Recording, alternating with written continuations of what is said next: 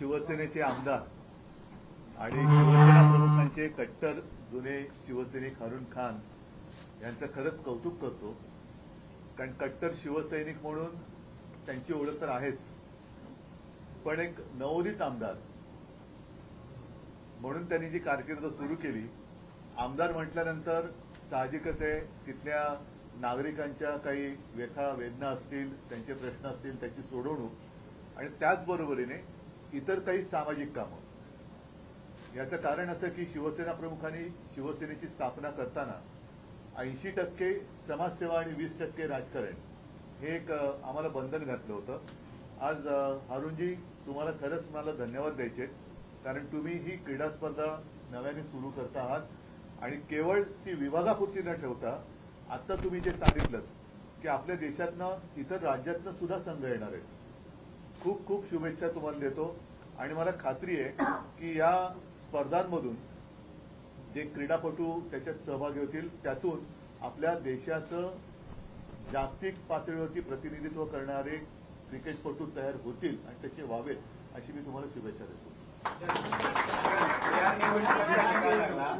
बिहारचा पण संघ त्याच्यात येणार आहे खेळायला. आता त्याच्याबद्दल म्हटलं तर तुम्ही ही प्रतिक्रिया दाखवणार नाही.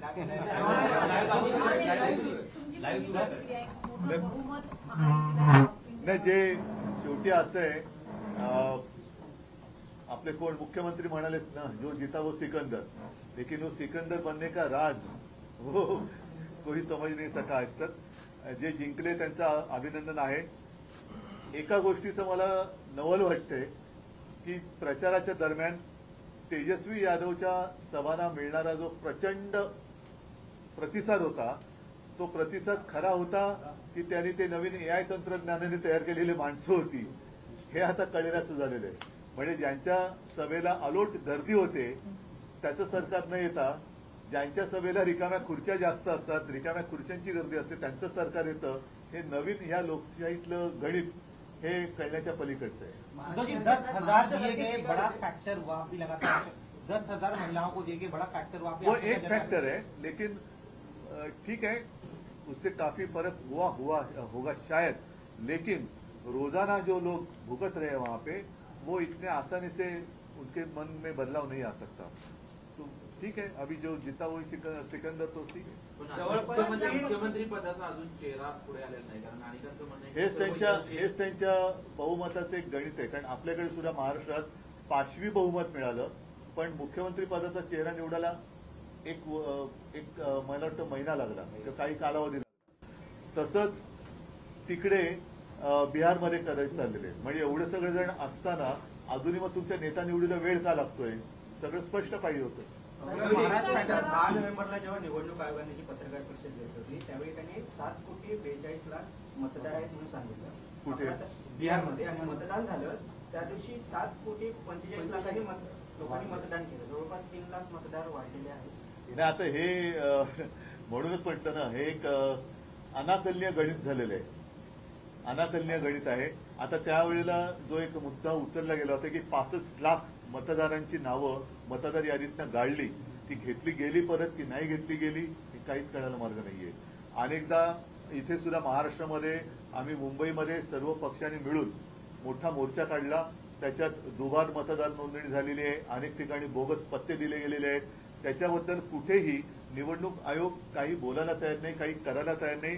हिम्म बसलेला आहे आणि अशा परिस्थितीत जे काय चाललंय त्याला लोकशाही मानायचं का हा विषय. आमचा निवडणुकीला काही विरोध नाहीये, कारण निवडणुका ही लोकशाहीचा जीव आहे. पण त्या आत्म्यावरतीच, त्या जीवावरतीच जर का अशा पद्धतीने घाला घातला जात असेल आणि त्यातली पारदर्शकता निघून जात असेल तर त्याला लोकशाही म्हणायचं का?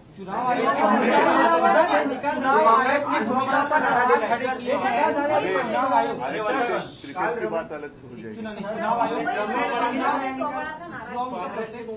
मुंबईमध्ये काँग्रेसने स्वबळाचा नारा दिलेला आहे. मी माझं काय म्हणजे त्यांनी त्यांचा पक्ष स्वतंत्र आहे, माझा पक्ष स्वतंत्र आहे. कुटीच्या उंबरठ्यावर आहे असं पण बोललं जातं. कुटीच्या उंबरठा आणि आता शेवटी उंबरठा हा शब्द जो आहे ना तो विचित्र आहे. त्यांचा पक्ष त्यांचा निर्णय घ्यायला स्वतंत्र आहे, माझा पक्ष माझा निर्णय घेणं स्वतंत्र आहे. चुनाव आयोग की भूमिका बिहार चुनाव के दौरान काफी सवालों के घेरे में रही है। सिर्फ बिहार ही क्यों, पूरे देश में, महाराष्ट्र में भी जो कुछ हुआ, लगातार हम सवाल के ऊपर सवाल पूछते जा रहे हैं, लेकिन चुनाव आयोग कुछ उत्तर नहीं दे रहा, ना दे सकता है। जो मैंने बात कही दोहराता हूं मैं उस बात को। हमने पिछले कुछ दिनों में एक भव्य मोर्चा का आयोजन किया था, यही सवाल हमने उठाए थे, लेकिन उत्तर चुनाव आयोग नहीं दे सकता।